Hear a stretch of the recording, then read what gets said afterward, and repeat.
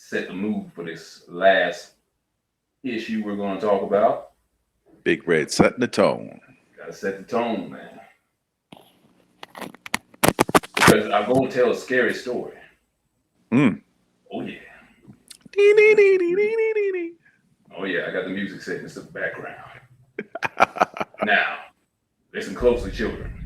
What if I told you that there are some people in here, in this country, that are having their feelings hurt for having the truth told to them in the month made for Black people, Black History Month, and throughout the year, we're going to tell them why we feel like Black people are impoverished or have been done wrong since they were enslaved and up until today's world.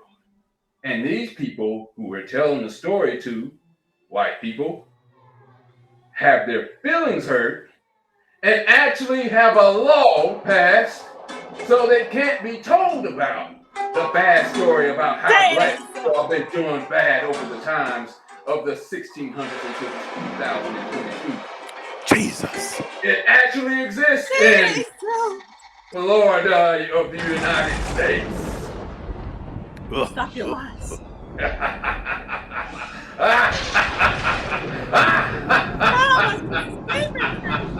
Stop it. Yeah.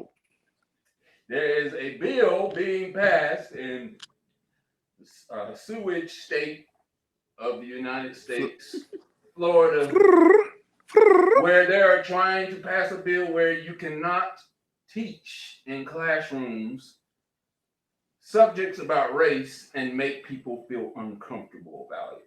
There are many things it goes into, but the main thing we're going to talk about is critical race theory. CRT. So this is the same Florida that you can Google Florida man and then it pop up something crazy every day? Yeah, that same it's Florida? the same Florida. It's the same Florida. Just checking. I didn't know if it was Florida, Africa. I didn't know. I was just checking. Trying to make it make sense. Oh, it's not going to make sense because that's... It's not going to make sense. Not going to make sense. Let's see. Share a couple of videos about the bill they are trying to pass. So let's take a look at this right quick. There's a new bill that's making its way through the Florida legislature, and it would ban public schools and private businesses in the state from making people feel discomfort or guilt based on race, sex, or national origin. The bill has the backing of the state's Republican governor, Ron DeSantis. It's been approved by the Florida State Education Committee, and it's called the Individual Freedom Bill. While the text doesn't actually mention critical race theory, DeSantis has said that the bill would help keep it out of schools and the workplace. The term was also used in an analysis of the bill that was given to state senators. CRT itself, we should note, is not taught in primary education, and critics charge that efforts to alter school curriculum based on CRT are a way to whitewash racism in U.S. history. The Democratic vice chair of the Florida Education Committee, Shervin Jones, tells CNN, quote, "They are talking about not wanting white people to feel uncomfortable. Let's talk about being uncomfortable. My ancestors were uncomfortable when they were stripped away from their children." Let's discuss the bill further with Florida State Senator Lori Berman. She's also a member of the state's Senate Education Committee. Lori, thank you so much for being with us. No, we don't have to see her part. And I'm going to play this video of the people who are against critical race theory and what they think is going to happen to their children and other adults who have to suffer through Black pain now. Unbrainwashed them. Critical race theory. It says parents across the country fight to keep critical race theory out of their children's classroom. Just because I do not want critical race theory taught to my children in school does not mean that I'm a racist, damn it. You are. Critical race theory, it's the hot button topic on Fox News, and this has got Tucker scrunching his constipated face even more. It is a grotesque project. It is wrong. It is openly racist. But what is critical race theory? Well, to some, like this dude on PragerU, who you cannot convince me is not being held hostage by someone with a gun behind the camera. So how do we stop critical race theory before it infects the brains of too many decent Americans? Claim it's a way to teach kids that racism is everywhere. Critical race theory proponents assume racism is present everywhere and always. You know, unlike the current educational system where kids in America are taught that racism ended with Martin Luther King, and white people, while just a wee bit to blame for how we got there in the first place, are definitely to thank for how we ended it. This is a picture, and the caption says, "Some U.S. settlers brought slaves to Texas to help work the fields and do chores."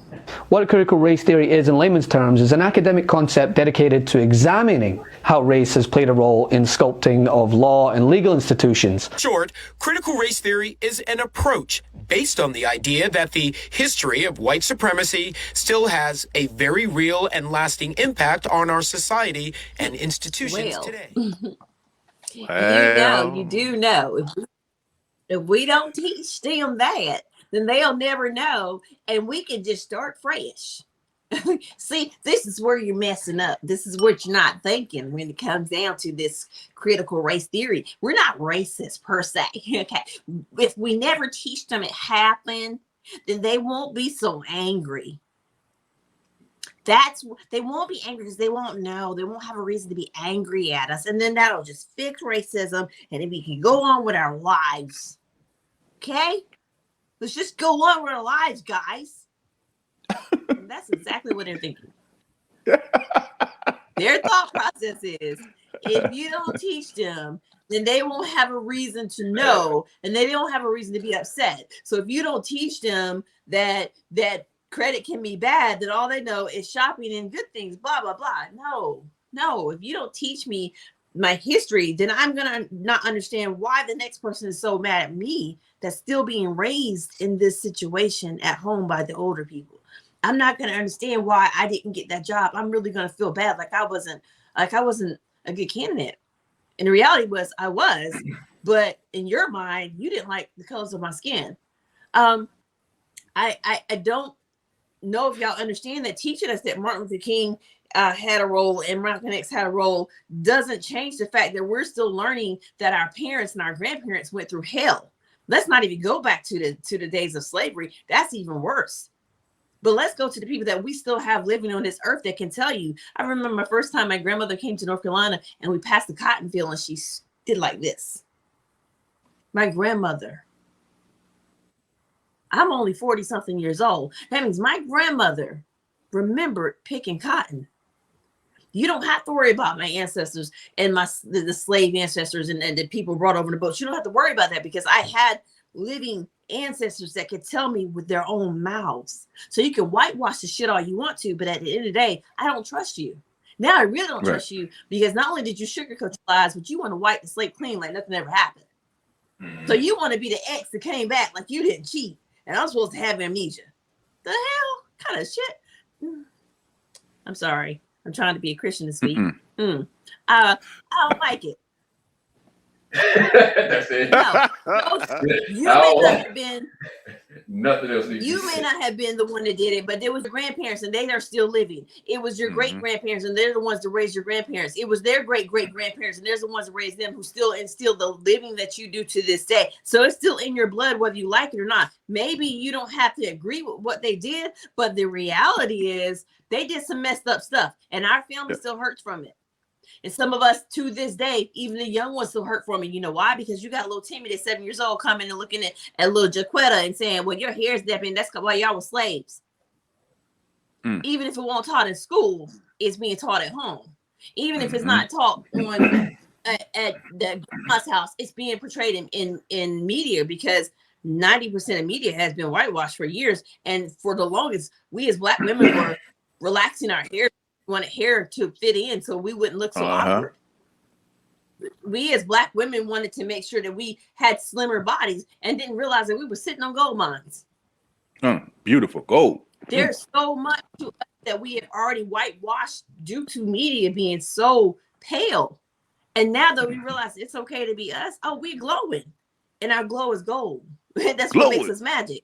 And with that, said they don't like that. But sorry, little tink tink, y'all been ghosts this whole time. I'm sorry, y'all been playing Casper. Well, now a real bitch is here. Enjoy. You can whitewash all day. We still got Google that you're always gonna learn where we came from. The reality is y'all came over here, stole land from some Indians. You don't even want to give them that credit. You brought us over here to belittle us, and we rose above you. Don't want to give us that credit. What do you want? More raisins? What the hell do you want? For them is it's the outside counties of the city. They got propaganda out the wazoo. That they want to keep everything on a one-sided power situation, right? And they want to keep things the way it is. So they basically saying, just be happy that you're living in this country and shut the buck up, which is not happening. I mean, the more you try to shut it down, have you ever heard the expression, or when you put a ball in water, when you try to press down on that ball, guess what it do? It comes right back up to the surface again.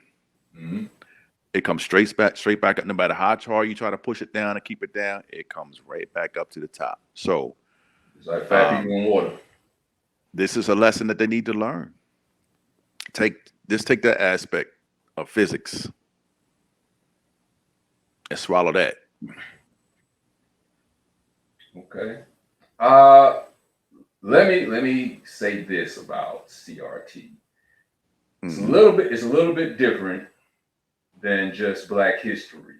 Little bit, because most of the time when they're teaching Black history, they're teaching about, of course, transatlantic slavery, slaves, Abraham Lincoln, Rosa Parks, Martin Luther King, the usual, What this is supposed to be teaching is and it was created by a lady named Kimberly Crenshaw about 30 some odd years ago.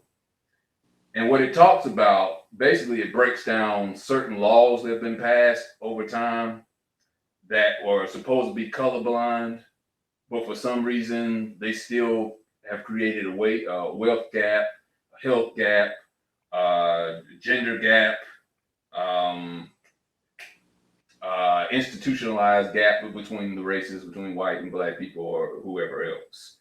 And it's trying to break down why, if such laws are colorblind, there's still such a huge gap in all these different, different parts of society with white and Black people. What white people seem to be mad about, from what I've seen from different videos, is they feel like they're being guilted in or being blamed for saying that these rules are in place and that they're inherently racist, to make them look like they're inherently racist.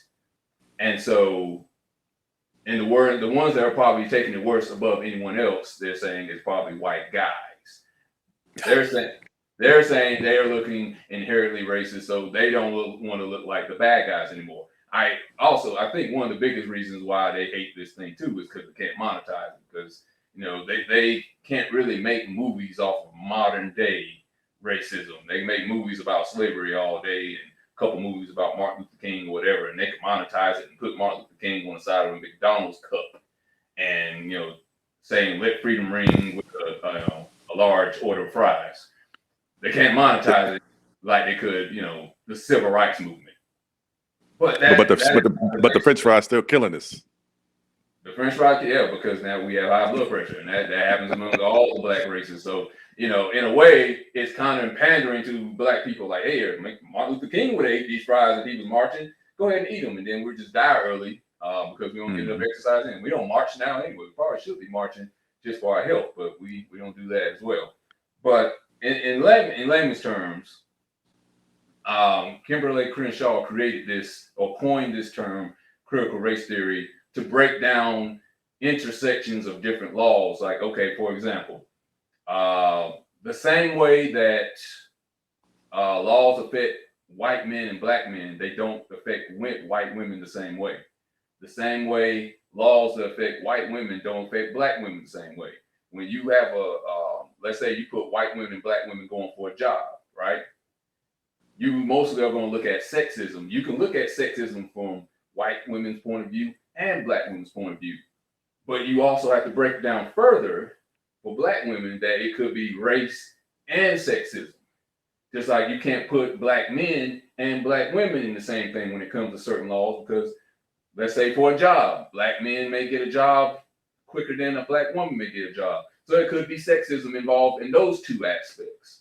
So they're breaking, what critical race theory is supposed to be breaking down certain laws for certain demographics, why certain laws are working better for some other people instead of being an equal society or egalitarian society.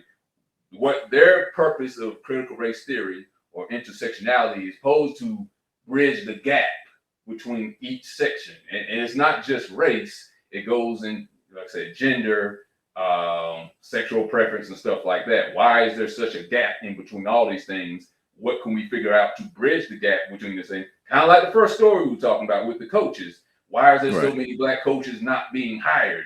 You know, we can't look at it the same way as we look at black coaches being hired and white coaches being hired. What's the reasons why the laws are not working for both? Why is the Rooney Rule not working the same way for both? Why are we not interviewing or hiring the same amount? That is the purpose of that. How white people look at it as, or the people against CRT, they're looking at it as, oh, you're blaming me for the reasons why there's a gap. It's you. You have the same opportunities as I do. That's what they're looking at. Oh, pick yourself up by the bootstraps. You have the same opportunity as I do. You have so you should be able to get the same type of job. And they'll always go towards, you know, Obama. Oh, yes, we had a black president, but does that mean there were not any hurdles in the way that made it harder for him to him? Are there any hurdles in the way it's going to make it harder for the next black president to try to get there versus the hurdles that are probably not present for a white candidate? That is what intersectionality or critical race theory is trying to look at, break down. What is the reason why we are not given the same opportunities or getting the same outcome? And they're mad because they feeling that the kids are being guilt tripped into saying, oh, it's your fault why they're not getting the same opportunities.